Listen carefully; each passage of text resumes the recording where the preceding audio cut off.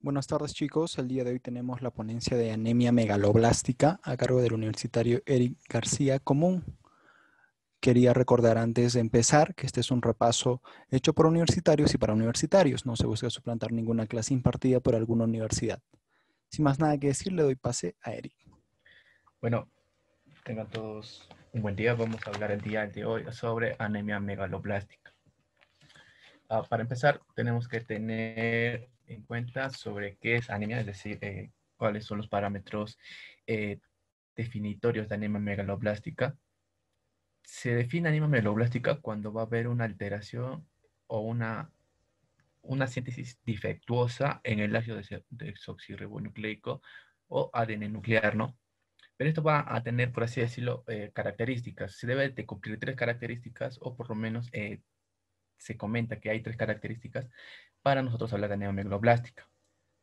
En primera instancia, anemia megaloblástica se caracteriza por un aumento del tamaño de los precursores de las tres series.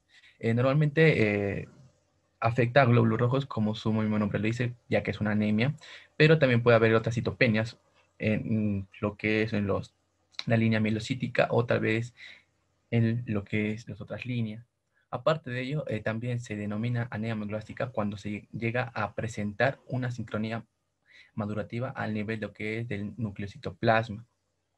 Y también va a existir una hematopoiesis significada con una hemólisis intramedular. Es por esto que cuando nosotros vemos un hemograma, el lactato de deshidrogenasa se suele encontrar incrementado, ¿no? Porque va a haber una hemólisis a nivel de la médula ósea.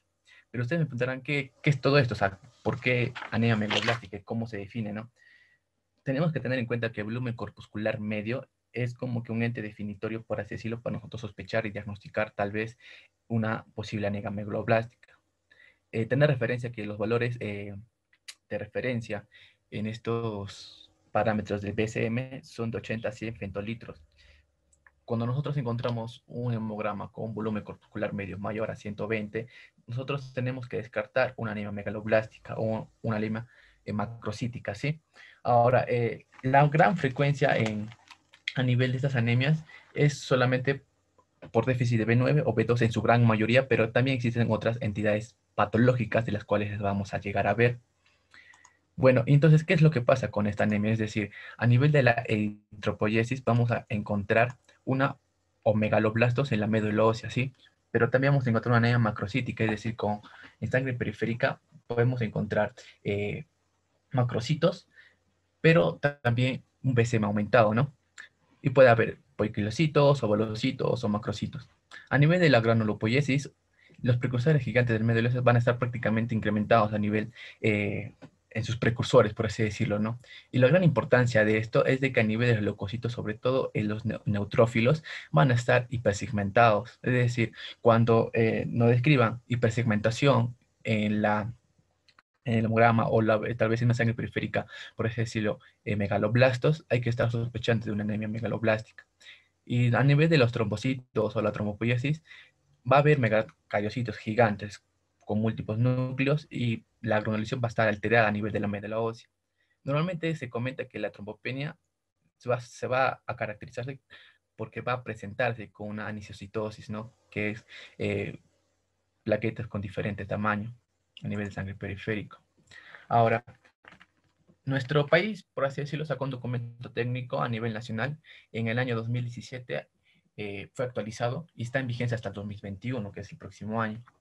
Lo importante de este documento técnico es de que nos habla sobre la anemia en niños, es decir, ya que se sabe que la anemia es un problema de salud pública, se comenta de que a nivel de esta norma técnica se llegó a evidenciar que la prevalencia de anemia infantil en los pacientes de 0 meses a 35 meses era un 43,6% en el año 2016 y que esto ha ido incrementando en los últimos años. También se llegó a estimar que 620,000 niños anémicos a nivel nacional eh, tenían una incidencia, pero esta estaba elevada a lo que es una desnutrición infantil. Acá nos cuentan en el gráfico sobre la anemia según edad en meses, por así decirlo, en nuestro país en el año 2016, donde se vio que es elevada a los 6 meses de edad, pero sobre todo en las áreas rurales, si se dan cuenta, porque la línea roja es de la zona rural. que afectaba en 60% a los niños de 6 a 18 meses de edad, y a partir de los 3 años se reduce significativamente, ¿no? Y sobre todo estos en Lima Metropolitano donde no tienen mucha incidencia de anemias en su región, por el mismo hecho de la zona en donde se encuentran, ¿no? A nivel geográfico. La OMS en el año 2016, bueno, 2011 y 2001, actualizan, por así decirlo, o nos dan una referencia de los valores normales de hemoglobina y niveles en los niños, mujeres gestantes y puérperas, pero según el nivel de metros sobre el nivel del mar. Esto fue hasta 1000 metros sobre el nivel del mar, en los cuales se consideraba cuáles eran los valores normales de referencia en los pacientes según su etapa de vida, ¿no? Bueno, se comenta que los niños a la primera semana de vida tenían que llegar a tener, para, por así decir, anemia menor a 13, pero sin anemia tenían que tener una hemoglobina mayor a 13, a diferencia del quinto o la octava semana de vida, ¿no? Que menor a 8 ya recién denominamos anemia, que diferencia de la primera semana de vida. En los adolescentes normalmente se comenta que los varones mayores de 15 años o a más van a tener como que ya una clasificación diferente, es decir, ellos van a clasificarse en severa, moderada o leve. En los mayores de 15 años, cuando se denomina una anemia leve según la OMS, ellos nos comentan que de una hemoglobina de 11 a 12.9 es leve, de 8 a 10.9 y menor a 8. Igual para las gestantes y las puérperas, ¿no? Que son valores similares tanto en adolescentes y en estas mujeres, en las cuales se llega a clasificar la anemia según su grado de severidad. Asimismo, esta norma técnica o esta a nivel, por así decirlo, lo que se hizo en el país en el año 2016, que se actualizó en 2017, llegaron a tener como que un cuadro estadístico sobre la frecuencia en edades que presentaban distintas regiones en los niños, ¿no? Con anemia.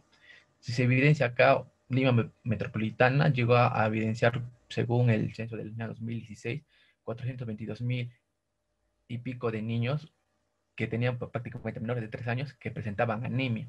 Y un porcentaje, lo que es a nivel nacional, fue de un 32%. A diferencia de Junín, ¿no? En la región donde nos encontramos, que en los niños menores de 3 años prácticamente se llegó a evidenciar un 85.000 casos de anemia, a diferencia de lo que es un poco más elevado, tal vez, de Lima, ¿no? En las cuales el 55% se encontraba acá en Junín. Y nosotros cuando ya netamente hablamos de anemia megaloblástica, hay que hablar sobre su etiología, es decir, qué es lo que está produciendo la anemia. Entonces, como les comentaba, el más frecuente va a ser a causa de la déficit de las vitaminas más frecuentes B12 y B9, ¿sí? Estas son muy frecuentes en nuestra región, por así decirlo, ¿no? Porque no hay, como que su etiología es multifactorial, es muchos factores que influyen en estas. La más frecuente es el déficit de ácido fólico o B9, a diferencia de la vitamina B12, es decir, hay que tener en cuenta algo. Algo es muy frecuente y otro es más, por así decirlo, más característico, ¿no? La que se suele evidenciar con más frecuencia es la del ácido fólico, porque esta su deficiencia tarda mucho tiempo, por así decirlo, a diferencia de la vitamina B12. La vitamina 12, para que se llegue a su déficit, debe tardar por lo menos 12 meses a año y medio, a diferencia del ácido fólico, que solamente es en 3 a 6 meses se tiende a perder todas las reservas. Es por ello que es más frecuente el déficit de vitamina B9. También hay otras etiologías como la anomalía en el metabolismo de la vitamina B12, el ácido fólico. Se han asociado ciertos trastornos genéticos a nivel de la síntesis del ADN y también trastornos, pero a nivel de lo que es ya los adquiridos, no tanto congénitos en estos pacientes. Sobre todo eran a nivel de lo que es la síntesis de purina o el ribonucleico reductasa. También se llegó prácticamente a estadiar o prácticamente a clasificar la causa más frecuente de megaloblastosis o anemias macrocíticas en estos pacientes. Y esta, por así decirlo, es una clasificación de la guía argentina del año 2019 recién actualizada, donde nos clasifican en 4 etapas de vida. Es decir, en los niños, la causa más frecuente de megaloblastosis es un aporte insuficiente, es decir, un déficit en el consumo de folatos, la mala absorción. que está asociada a la enfermedad celíaca, o una parasitosis, ¿no? Que es el Disphyllogrotum latum, que este parásito suele alimentarse de vitamina B12, es como que la necesita, por ende hay un déficit de esta vitamina. En las embarazadas normalmente la causa va a ser por un aumento de la demanda, por el mismo aumento del metabolismo de su organismo, o un aporte insuficiente. En los adultos normalmente se llegó también a evidenciar o se reconoce que es un aporte insuficiente, ¿no? Normalmente cuando hablamos de déficit de ingesta de B12 en cárnicos, o cuando se llega a preparar malas comidas en los folatos, es decir, estos se destruyen normalmente con cuando son cocidas, por así decirlo, ¿no? Ahora, hay un tipo de anemia en las cuales se llama la anemia perniciosa, puede ser una anemia atrófica, ¿sí? En los pacientes adultos mayores, la bibliografía nos comenta que son eh, personas mayores de 70 años de edad que tienen tener esa anemia perniciosa, es porque hay una lesión a nivel del factor intrínseco, a nivel de la mucosa gástrica, que lo vamos a mencionar más adelante. Y en los adultos añosos, ¿no? Que también un aporte insuficiente. Algo a recalcar aquí es de que la vitamina B9 es importante durante los meses de embarazo porque nos ayuda, aparte de prevenir anemia megaloblástica en la embarazada, también disminuye los efectos del tubo neural en el feto o el producto fetal. Hay otras causas de anemia megaloblástica, pero estas son causas genéticas. Es decir, cuando nosotros encontramos un anticuerpo contra el factor intrínseco gástrico, se va a llegar a generar una anemia megaloblástica, ya que el factor intrínseco es importante para la absorción de la vitamina B12. Hay un síndrome que se llama el síndrome de Irmland-Harbeck, que es en niños, es muy característica en niños, y esta se va a llegar a caracterizar porque es una anemia megaloblástica, pero esta se llega a asociarse con proteinuria. Normalmente los niños presentan como que es un trastorno hereditario, en las cuales hay un déficit de vitamina B12 cuando hay alteraciones de la transcobolamina y la aptocorrina. Estas dos son muy importantes para el transporte de, y la absorción de la vitamina B12 y tal vez otras enfermedades genéticas hereditarias, ¿no? Que no son tan frecuentes como las ya mencionadas. Entonces, para entender la anemia megaloblástica, tenemos que hablar de cómo es que realmente se llega a evidenciar su funcionamiento a nivel del metabolismo o la síntesis de ADN o maduración de las células sanguíneas, ¿no? En este caso de eritrocitos. Para empezar, vamos a hablar de la anemia por déficit de vitamina B12. La vitamina B12 es importante para dos cosas. Uno es para la isomeración del metilcoenzima A, que está dada por la vitamina B12, y la otra es hacer que la homocisteína se convierta en metionina. Esta está generada por una enzima, sí, pero es gracias a la vitamina B12.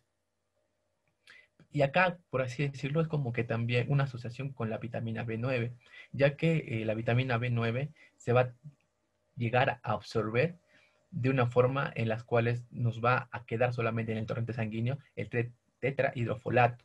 Es decir, el 5-metil tetrahidrofolato se va a convertir en tetrahidrofolato.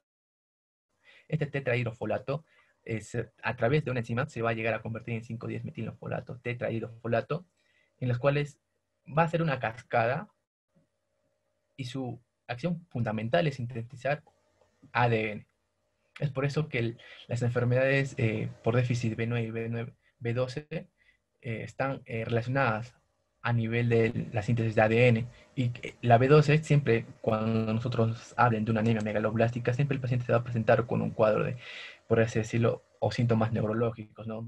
Donde el paciente va a presentar parestesias, demencia, pero todo asociado a una anemia, ya que esta es muy importante para el síntesis de mielina.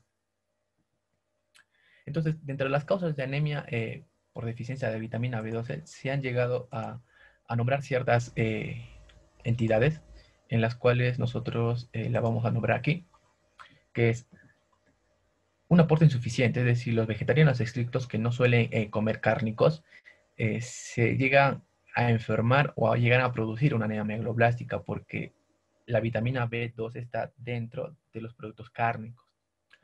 También porque los bebés tienen, por así decirlo, una lactancia larga, pero de madres con déficit de vitamina B9, B12, que no les suelen aportar esta vitamina en la lactancia. Y también con una mala absorción, es decir, a nivel gástrico e intestinal. Hay que recordar que la vitamina B12 se suele absorberse a nivel del ilion distal por medio del factor intrínseco. Y este factor intrínseco va a ser producido por las células parietales, ¿sí? Entonces, cuando nosotros hablamos de vitamina B12, siempre hay que tener en cuenta enfermedades por mala absorción. Dentro de las gástricas, por la no producción de factor intrínseco, hay que citar la más importante de ellas, la anemia perniciosa infantil de tipo 1, ¿no? Que es un déficit congénito de factor intrínseco, no se está produciendo el factor intrínseco. O puede ser una anemia perniciosa, pero adquirida, ¿no? A nivel autoinmunitario en los adultos mayores, en los cuales se suele encontrar anticuerpos contra este factor. A nivel intestinal también hay un tipo de anemia que se llama anemia perniciosa infantil de tipo 2, el que ya lo habíamos hablado, y también el síndrome de asa ciega, en los cuales los pacientes tienen lesiones a nivel del yeyuno o fístulas en las cirugías, ¿no? Que normalmente son por otras causas etiológicas. Cuando nosotros hablamos de una utilización celular defectuosa o alteraciones en el metabolismo, hay que citar el déficit congénito de la transcobalamina 2 y recalcar que la transcobalamina 2, por así decirlo, o la transcobalamina, hay tres tipos de transcobalamina, el 1, el 2 y el 3. El que nos importa para el transporte de la vitamina B12 es la transcobalamina, a diferencia de la transcobalamina 1 y 3, que solamente se adhieren a la vitamina B12, pero más no la transporta y no ceden o no las llevan a sus reservorios naturales de vitamina B12, como el hígado, que es el más frecuente órgano reservorio de la vitamina B12. Ahora, acá hay un cuadro comparativo del cual nos refiere, por así decirlo, cuáles son las diferencias más importantes en ambas, ¿no? Es decir, la vitamina B12 o la cianocobalamina o el ácido fólico o el folato, que normalmente se conoce. El aporte diario normal de la vitamina B12 se comenta que es de 5 a 30 picogramos, a diferencia del ácido fólico que es de 500 a 800. Pero la gran diferencia es de que la B12, para poder adquirirla, es de origen animal, es decir, todo lo que se encuentra en animales va a ser fuente rica en vitamina B12, a diferencia del ácido fólico, que se comenta que en vegetales, verduras, pero de origen, o las verduras verdes, se suele encontrar abundante ácido fólico. Y esto es lo importante a nivel del efecto del cocinado, ¿no? Es decir, cuando nosotros cocinamos las carnes, su efecto de destrucción, por así decirlo, es mínimo, es decir, se suelen conservar, a diferencia del ácido fólico, la vitamina B9, que es muy fácil destruirse. Es por eso que se prefiere comer las frutas o las verduras a nivel solamente vapor, porque si las cocemos o llega a un punto de cocción como cualquier otra comida, se destruye y no nos puede aportar nada de la vitamina B9 o el ácido fólico. Los depósitos corporales en la vitamina B12, como ya les comentaba, es suficiente para 2 hasta 4 años, a diferencia del ácido fólico o la vitamina B9, que solamente es para 3 meses. Es decir, cuando nosotros evidenciamos una anemia megaloblástica, quiere decir que el paciente ya ha tenido esta anemia hace mucho tiempo. Por ejemplo, si hablamos del ácido fólico hace 3 meses y si es de vitamina B9, B12 en este caso, hace 2 o hasta hace 4 años. Porque la anemia megaloblástica, cuando se presenta a nivel clínico, quiere decir que ya se han llegado a utilizar todos los reservorios de estas vitaminas y es por eso que se está generando toda la clínica en el paciente.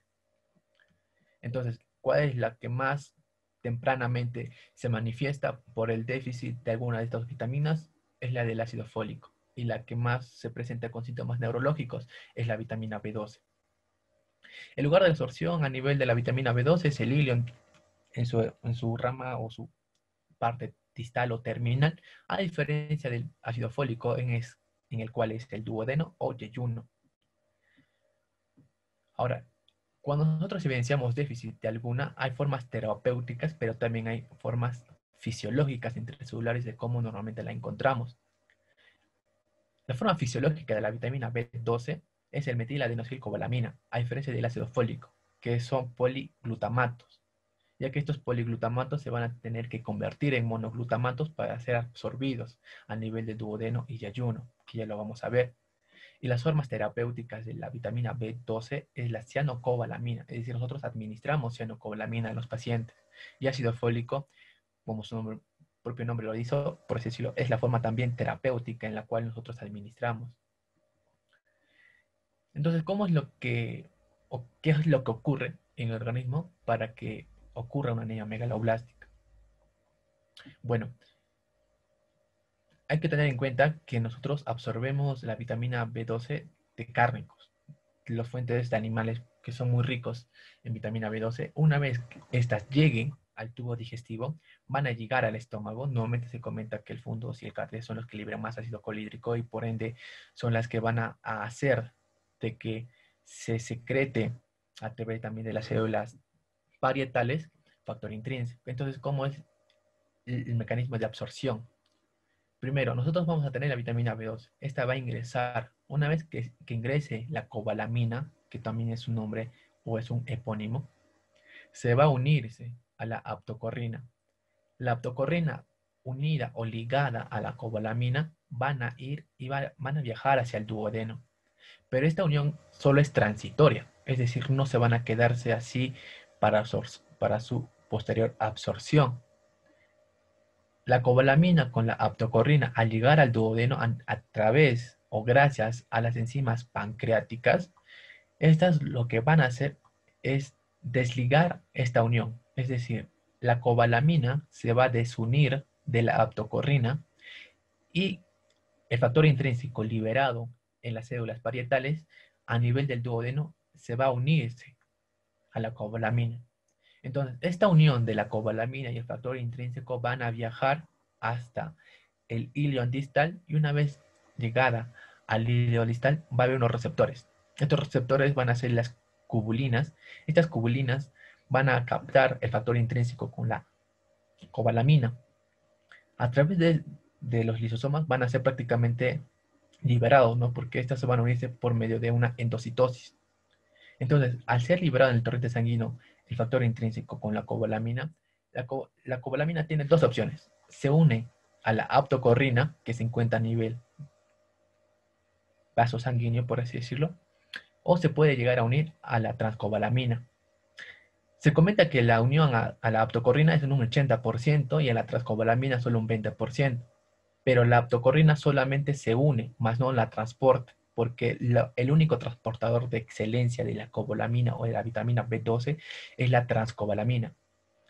Para ser más exactos, la transcobalamina 2, ya que la transcobalamina 1 y 3, que también se unen a la cobalamina, solamente son uniones igual que la aptocorrina, no la transportan, solo se unen o solo se ligan. Y recalcar que la transcobalamina 1 y 3 se encuentran en gran medida en los leucocitos, sobre todo en los neutrófilos. Entonces, cuando nosotros encontramos un síndrome mieloproliferativo o una anemia, bueno, una policitemia vera en este caso, perdón, o sea, una policitemia vera o un síndrome mieloproliferativo en los cuales los leucocitos están incrementados en cantidad, van a existir transcobalamina 1 y 3 incrementados si nosotros queremos dosar, ¿no? Entonces, ¿qué es lo que pasa para que se ocurra una anemia megaloblástica? Y como ya habíamos hablado, primero, la comida, es decir, los pacientes que tienen un déficit en la ingesta de la cobalamina no van a tener, por tanto, mucha absorción de la cobalamina. Neonatos que están lactando y la madre tenga un déficit de vitamina B12, tampoco, bueno, ellos van también a presentar una posibilidad o un factor de riesgo para presentar anemia megaloblástica porque no están recibiendo el aporte necesario de esta vitamina B12, ¿no? Que es a través de la lactancia. A nivel del estómago, si no se libera el factor intrínseco o hay una ausencia del factor intrínseco, estamos hablando de una anemia perniciosa como agente causal en las cuales también va a desencadenar una anemia megaloblástica.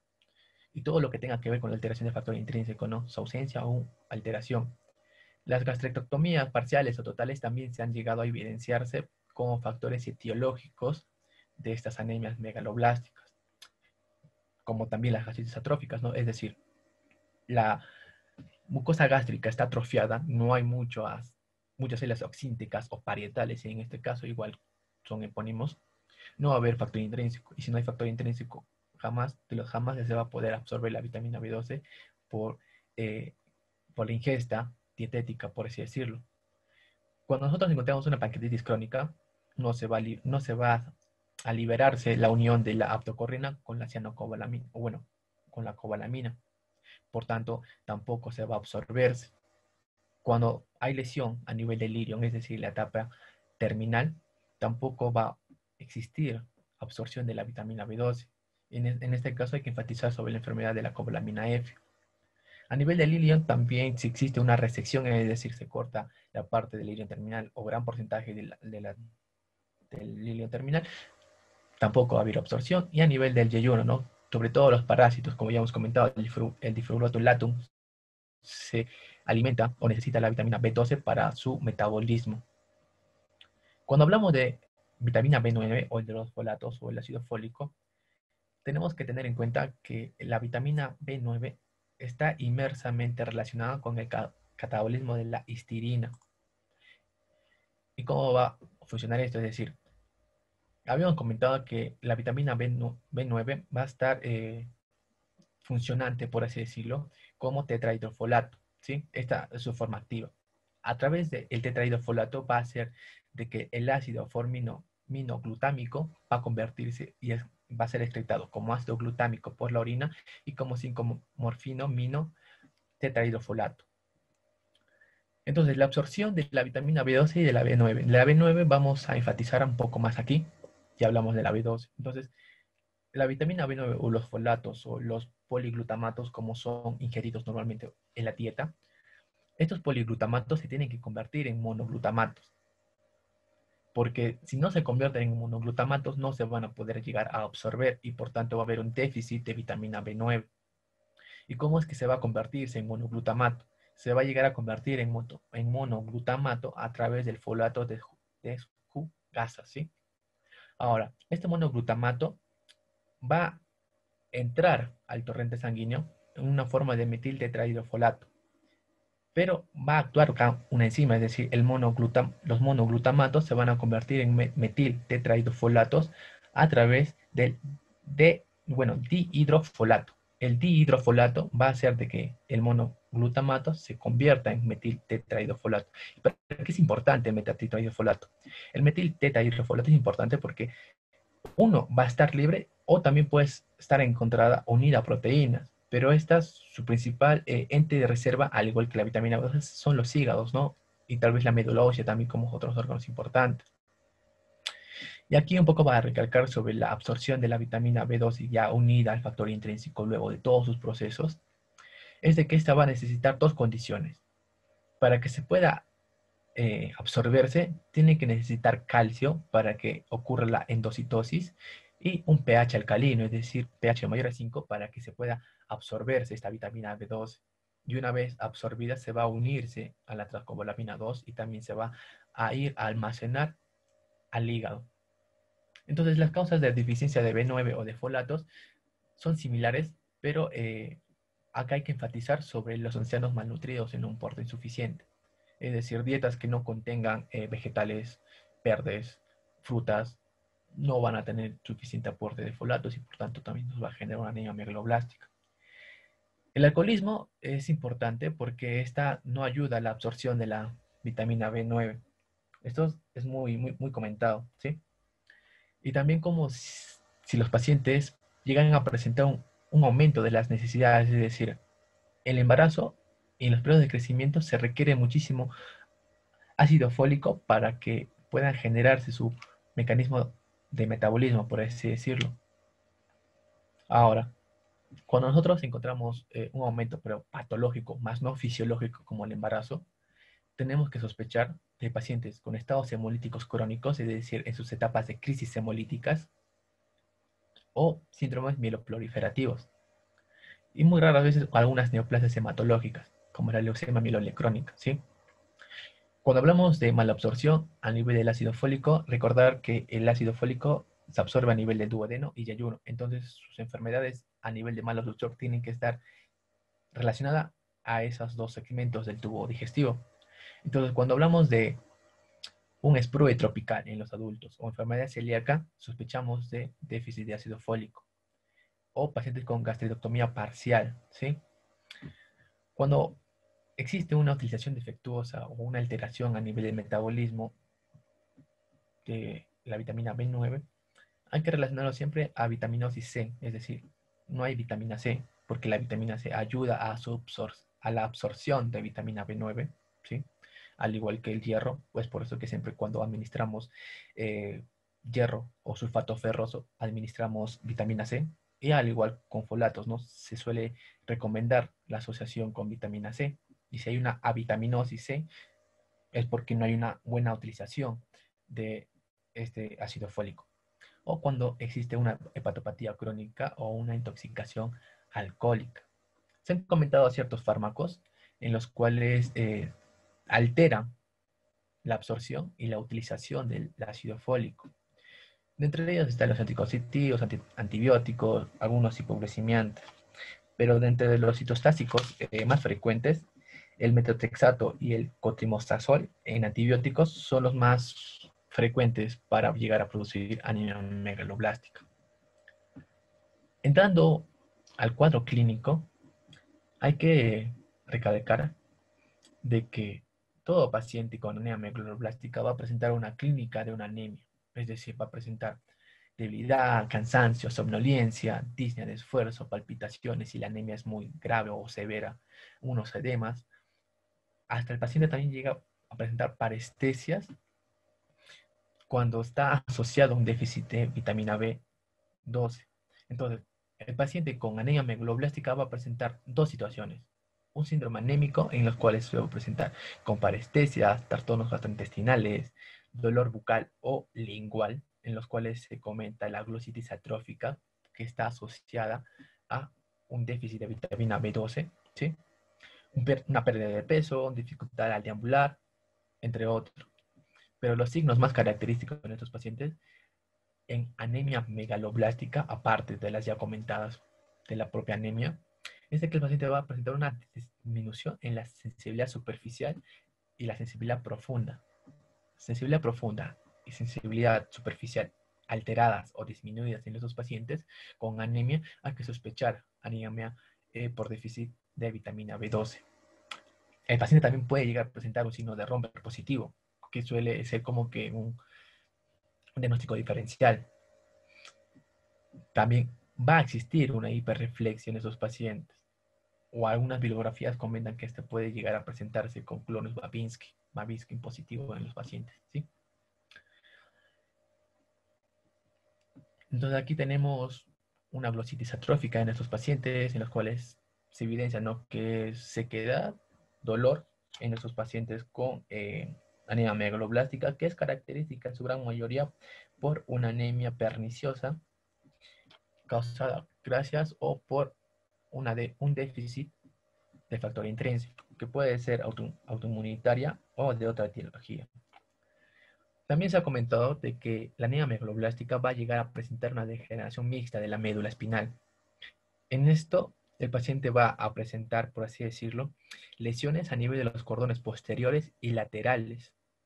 Y también se va a alterar la sensación propioceptiva y lo que es la alteración vibratoria. Alteración vibratoria propioceptiva en un paciente con anemia, sospechamos anemia de vitamina B12.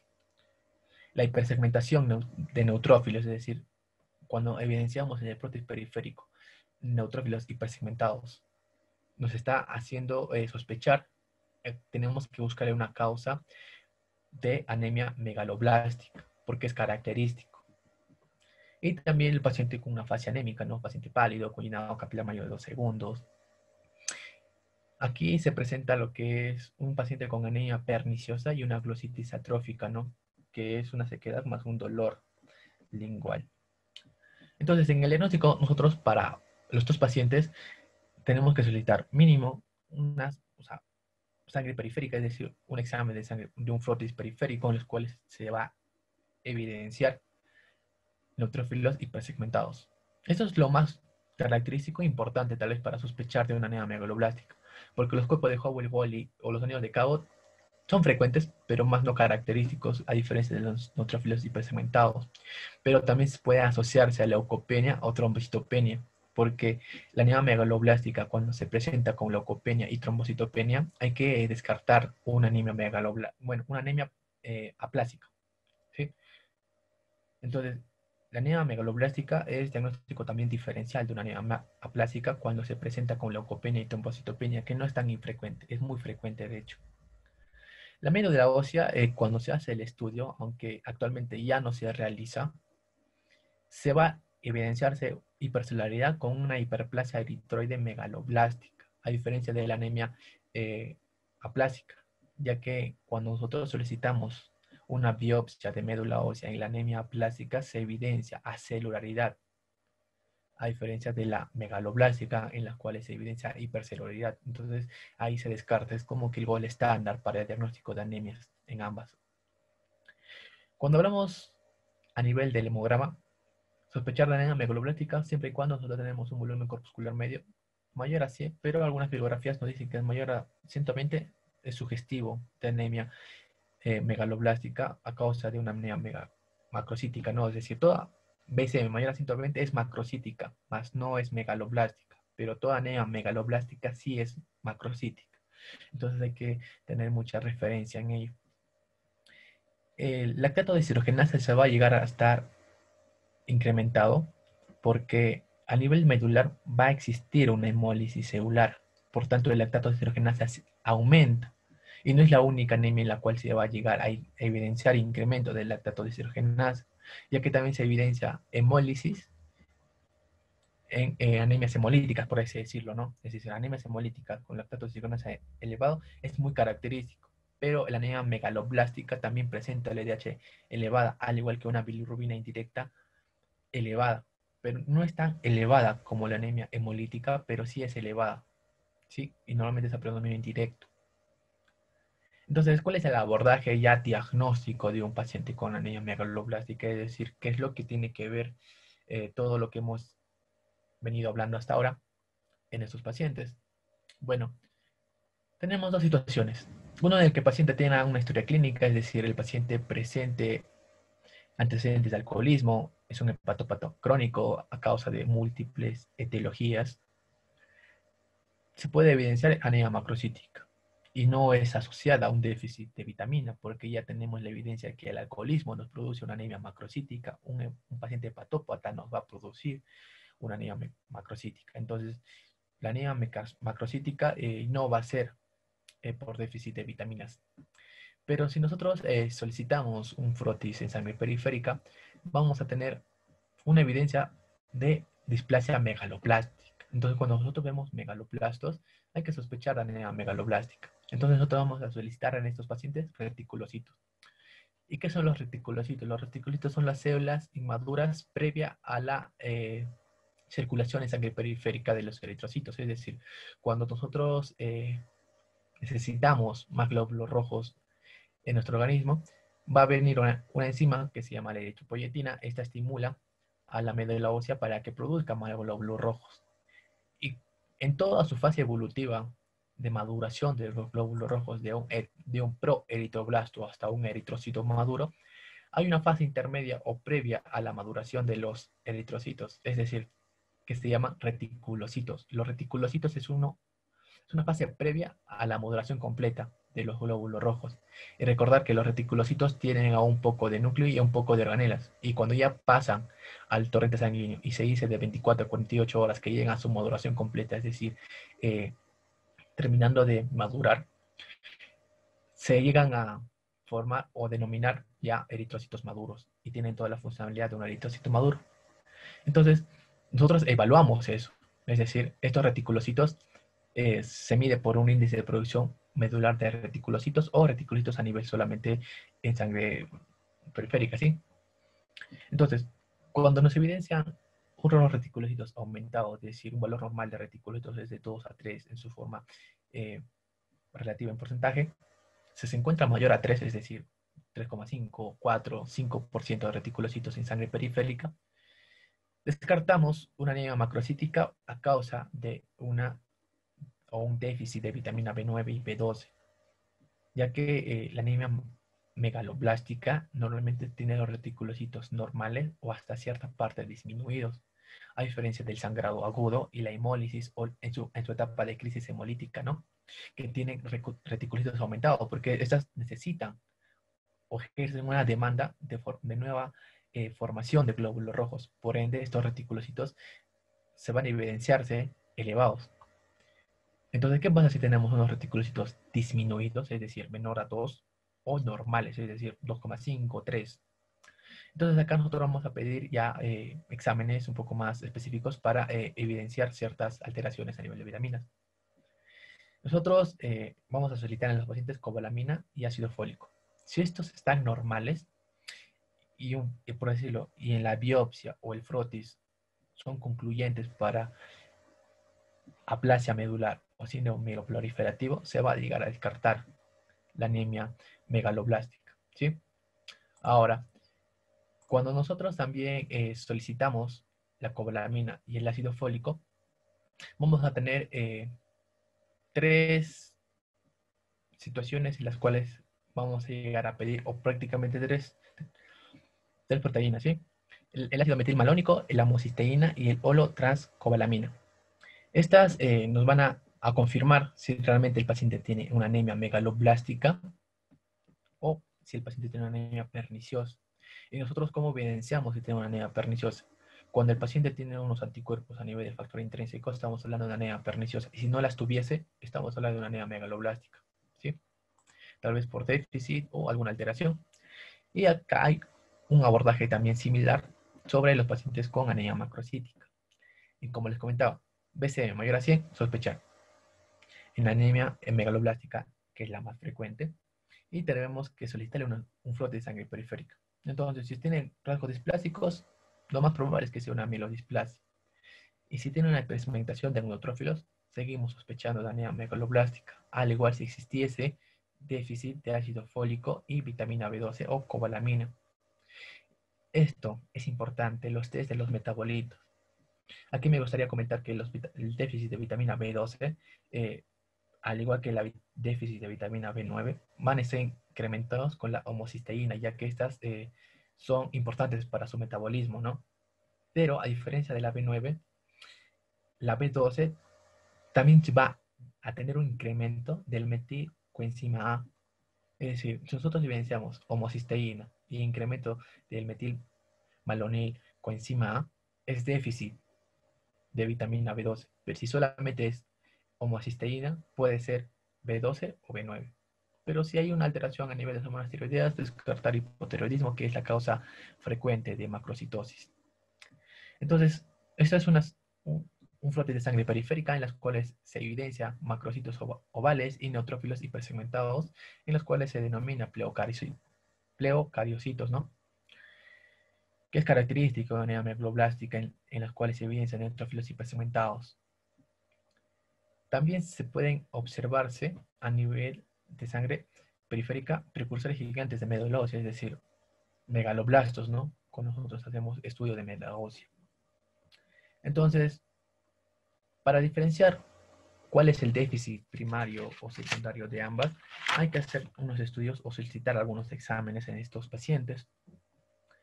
Si nosotros hablamos de vitamina B12, la vitamina B12 por excelencia a nivel sérico va a estar disminuido y de la B9 o el folato va a estar normal, ¿sí? Cuando hablamos de transcobalamina sérica, también va a estar disminuida en la B12, a diferencia del folato, solamente que va a estar normal. El folato sérico sí está disminuido en su déficit de vitamina B9, a diferencia de la B12, ¿no? Que suelen estar normales, al igual que el folato eritrocetario. Se comete que el folato eritrocetario es muy sensible y no es muy de rutina solicitarlo. Pero si nosotros tenemos una sospecha diagnóstica entre si es déficit de B9 o de B12, podemos solicitar un folato eritrocitario en las cuales se va a evidenciarse una disminución de este folato. El ácido menilmalonil en suero y en orina a nivel de B12, como les comentaba, va a estar aumentado, ¿sí? Que es la diferencia de la deficiencia por folato. Y tal vez es como que la gran diferencia en ambas, ya que si tenemos la sospecha y solicitamos el ácido menilmalonil, en el déficit de B12 sí se va a encontrar aumentado. Los otros exámenes no son muy rutinarios y frecuentes solicitarlos. Y siempre hay que hacer una investigación, ¿no?, de qué es lo que ha causado la deficiencia de estas vitaminas. Antiguamente se usaba lo que es el test de Schill, que es una absorción intestinal de vitamina B12, es decir, al paciente se le administraba vitamina B12 por vía oral, que estaba unido, prácticamente era vitamina B12 radioactivo, por así decirlo, y se hacían dos etapas, y se trataba de evidenciar aquí si el paciente tenía un déficit de factor intrínseco, si era alteración a nivel del ilion o si era alteración a nivel de la absorción de la vitamina 12 a nivel de lo que es de ingesta, ¿no? Entonces, se ha dejado de usar porque es muy complejo y normalmente no se suelen tener en los laboratorios. Pero sí lo que se suele solicitar para buscar la etiología o la causa de esta deficiencia en esos pacientes es la endoscopia digestiva alta, un factor intrínseco con secreción gástrica, anticuerpos antifactor intrínseco, para sospechar, cuando existe la sospecha de una anemia perniciosa y descartarla o confirmarla, ¿no? Y también anticélulas parietales gástricas, que son las encargadas de secretar este factor intrínseco. También se suele solicitar una biopsia de mucosa gástrica, yeyuno y ilion terminal para ver si hay una alteración a nivel de una atrofia, aplasia o displasia, ¿no? Y siempre también es importante la anamnesis, antecedentes familiares, examen físico y algunos exámenes de rutina, ¿no? O de gabinete para poder evidenciar cuál es la posible causa de esta deficiencia. Entonces, la causa puede ser genético o un aporte alimentario. Si es aporte alimentario, hay que ver si el paciente es vegano o no es vegano y muchas interrogantes que ya nos van a dar los antecedentes familiares y la anamnesis en este caso. Los fármacos, como algunos antibióticos o algunos antineoplásicos, hacen que el paciente suele presentar anemia megaloblástica en la evolución de su enfermedad, que no tiene nada que ver con la enfermedad de base. Cuando encontramos enteropatías, gastropatías, dependiendo del nivel de lesión del tubo digestivo, se van a asociarse también a las anemias por déficit de vitamina B12 o B9, según el lugar de la lesión.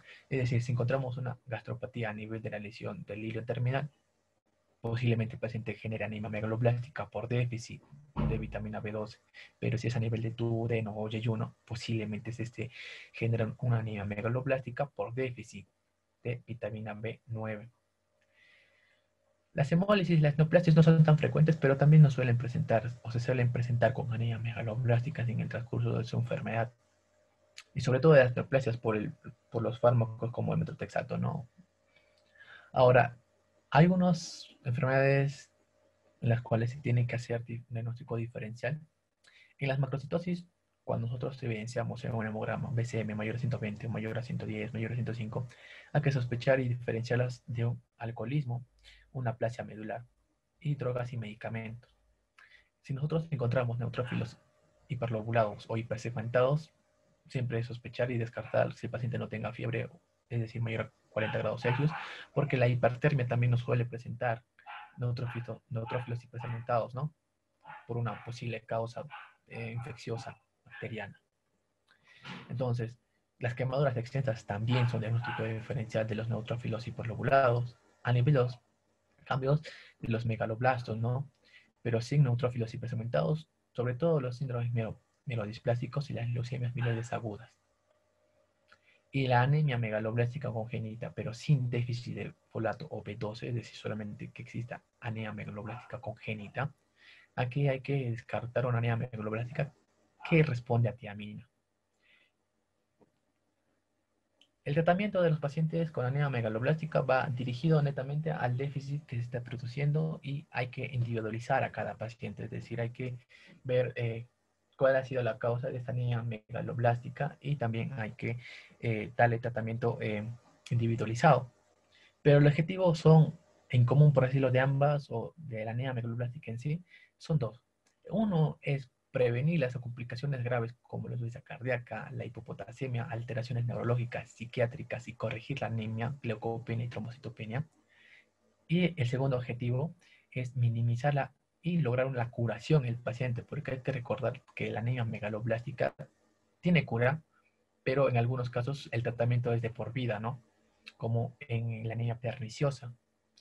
Y si fuese posible, por así decirlo, de las alteraciones o afecciones que son la causa de la anemia megaloblástica y sus complicaciones, es decir, tratamos la anemia megaloblástica, sí, pero también hay que tratar la causa que ha desencadenado toda la enfermedad de la anemia megaloblástica. Entonces, enfatizando al déficit de vitamina B12 y de ácido fólico, se suele administrar el déficit de vitamina B12 hidroxicobalamina y en el déficit de vitamina B9 ácido fólico. La hidroxicobalamina se suele administrar intramuscularmente con una dosis de 1000 miligramos y se suele mantenerse por 2 a 3 semanas por hacerse alrededor de 1000 miligramos hasta 6 veces durante 2 a 3 semanas, hasta que por lo menos se evidencie mejoría en los pacientes. A diferencia del ácido fólico, que es oral, 5 miligramos diario por 4 meses.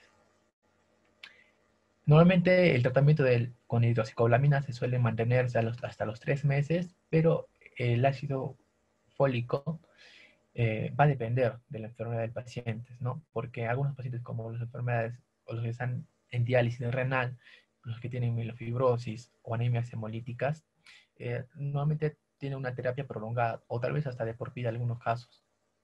Entonces, el tratamiento tiene que ser profiláctico en ciertas ocasiones, es decir, tenemos un paciente que ha sido gastrectomizado totalmente o parcialmente, tenemos que administrarle vitamina B12. Y se ha sufrido una recesión ileal a nivel del hilio, también hay que administrarle B12 porque nos puede generar anemia megaloblástica en 2 a 3 meses si no se le administra hidroxicobalamina. Y el ácido fólico, aparte de estar impregnada en prevenir anemia megaloblástica en las embarazadas, también nos ayuda a disminuir los efectos teratogénicos o tal vez malformaciones en el tubo neural del producto fetal, ¿no?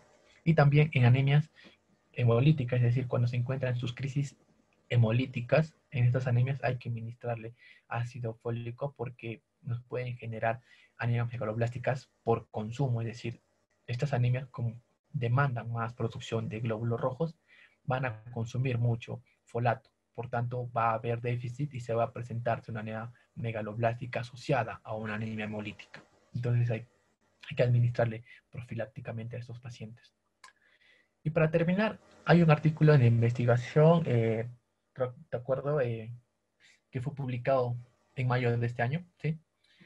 Pero fue como que un caso